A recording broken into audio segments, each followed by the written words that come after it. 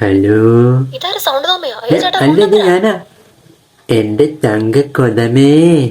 അയ്യേ, ഇതന്നെ സൗണ്ട് എങ്ങനെ ഇരിക്കുന്നേ? മിണ്ടരുത് നീ. ഇന്നലെ നിന്റെ അടുക്കൽ ഞാൻ കുറെ തവണ പറഞ്ഞതല്ലേ ഞാൻ വരില്ലെന്ന്. അതല്ലേ ബേബി നിന്നോട് ഞാൻ പറഞ്ഞു, ഇവിടെ ആരും കാണില്ല, ഇവിടെ ആരും കാണില്ല എന്ന്. അതിപ്പോ ഞാൻ അറിഞ്ഞു. നീ അങ്ങനെ പറഞ്ഞപ്പോ ഞാൻ കരുതിയത് ഇതൊരു ക്ഷണമാണെന്നാ.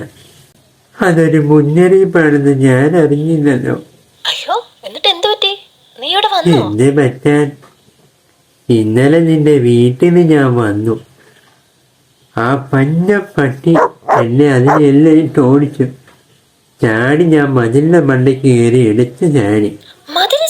ആ വഴിയെ പോയൊരു കുണ്ടിയുടെ മേലെ ഇടിച്ച് എന്റെ മൂക്കിന്റെ കാര്യത്തിൽ തീരുമാനമായി. അയ്യോ, ഇനി വഴിയെ ഒരു കുണ്ടി നടന്നു പോകുന്നുണ്ടായിരുന്നു. അതിനെ ഇടിച്ച് എന്റെ മൂക്കിന് പണി കിട്ടിയെന്ന്. കുട്ടി നടന്നു പോകുന്നുണ്ടായിരുന്നല്ലേ? ഓക്കേ ബേബി, ഇതൊക്കെ സൂക്ഷിക്കണ്ടേ? നീ ഡോക്ടറെ കണ്ടോ? ഡോക്ടർ എന്നാ പറഞ്ഞേ? ഡോക്ടറും ഇത് തന്നെയാ പറഞ്ഞേ, സൂക്ഷിക്കണം.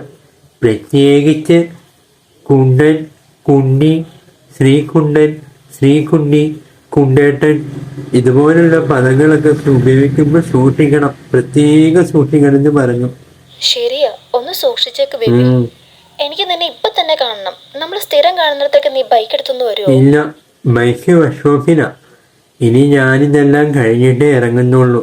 അപ്പൊ നമ്മൾ എങ്ങനെ കാണും? ബസ്സിൽ വരാൻ പറ്റുമോ? ബസ്സിൽ വരാൻ പറ്റത്തില്ല.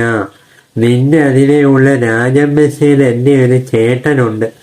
അയാള് കണ്ടു കഴിഞ്ഞാൽ പ്രശ്നമാകും. എന്ത് പ്രശ്നം ബേബി? നീ ബസ്സിൽ കയറി എങ്ങോട്ടേലും പോയാ അയാൾക്കെന്താ?